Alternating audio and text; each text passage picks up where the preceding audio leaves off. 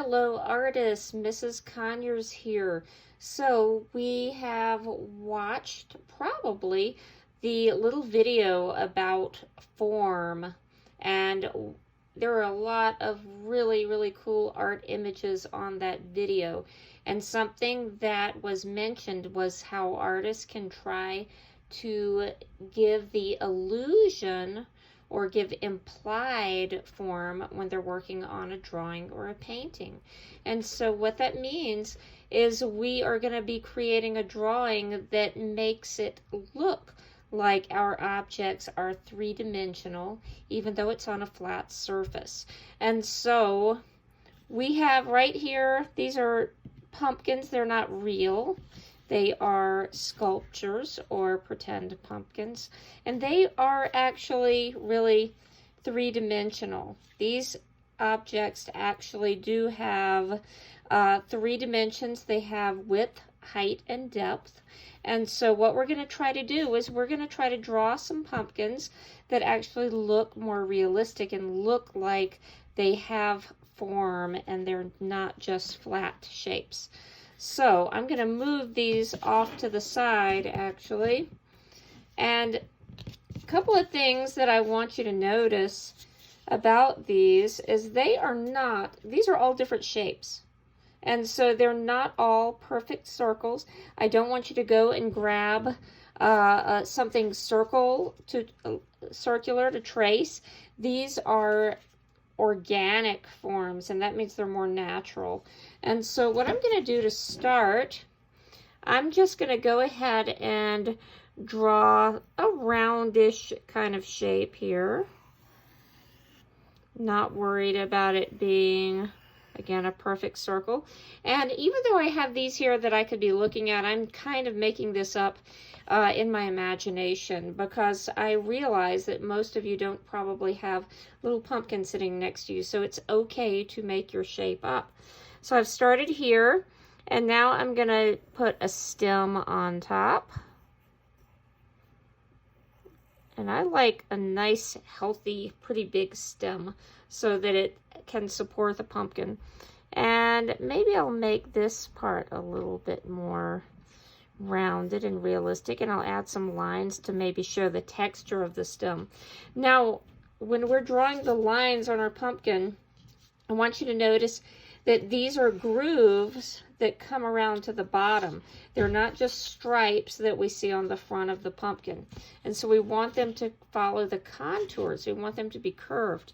So I'm going to start at the stem here, and the way I usually do it is I come down, and then I go to the next side, and I can come down from there.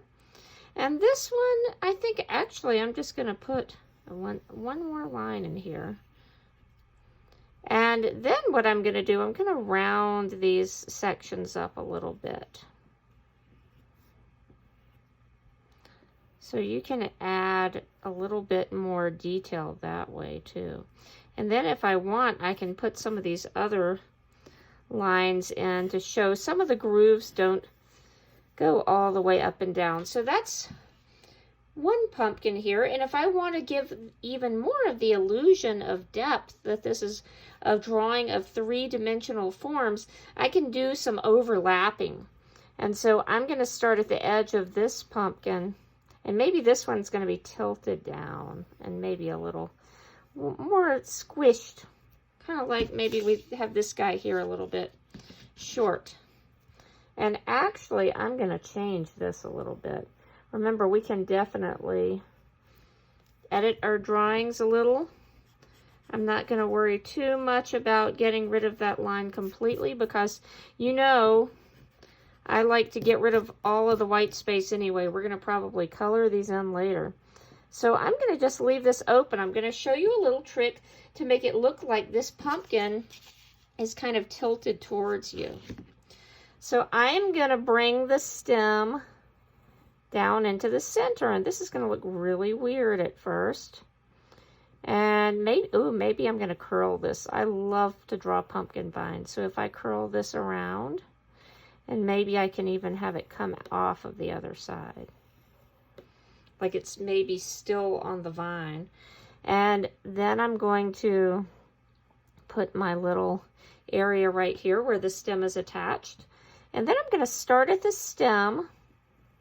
I'm going to curve this down.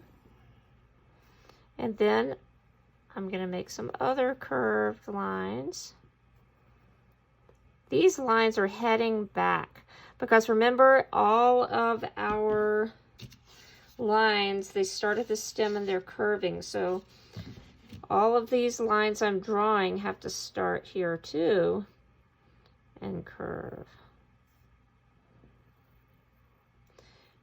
Let's see, and I see right here, I think I want to change that one a bit too.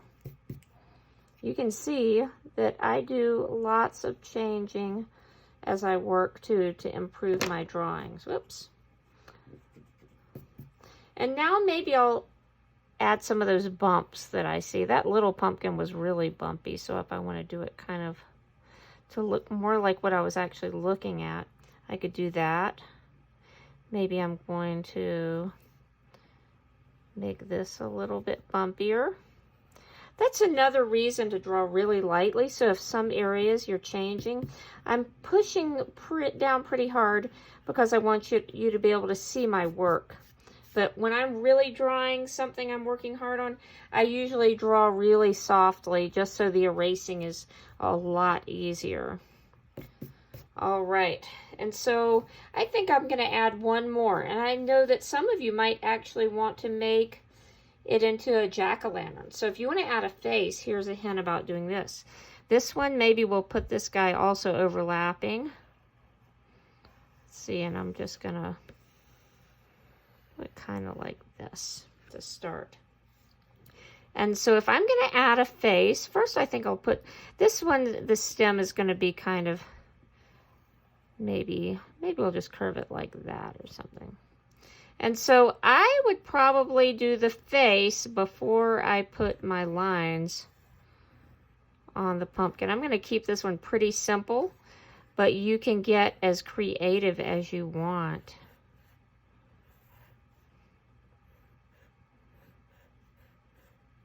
And so maybe we want to make this a little bit more three-dimensional. I'm just going to add these lines here. Let's see. Maybe we're going to go like this.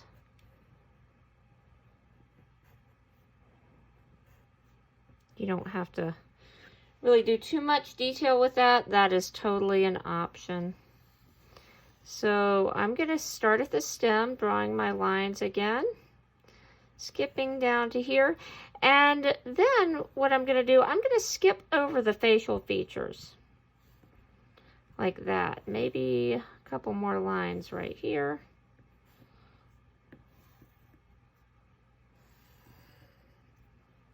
And then I can do some of those smaller lines if I want. And then I can go in here if I want to and make this a little bit more curved to show that three-dimensional form. That is up to you. Some of the pumpkins that we do see aren't quite as bumpy and ridgy. Some are pretty smooth. So you can use your imagination how you want that to be. So let's see, maybe a few more lines just to give some texture to the rough vines that we would see.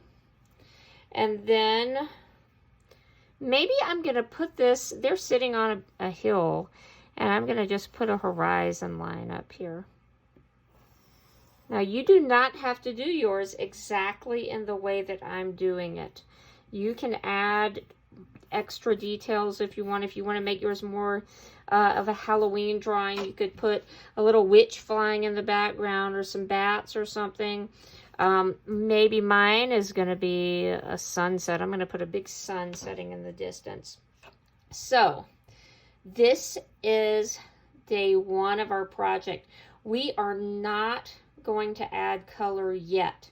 We're going to stop with our drawing.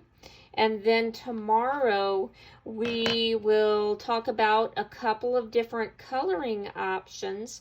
And so I would love for you to go ahead when you're at this point and just put it aside. If you still have some drawing time, you can work on a different drawing of your choice if you want. If you really, really, really want to color, then maybe you could make a second pumpkin drawing, and you can save one for coloring tomorrow, and you can do your own version of coloring for today. That's your choice too, but I would love for you to have just a drawing tomorrow with no color so we can go from there. Thanks for watching, guys. I'll see you soon.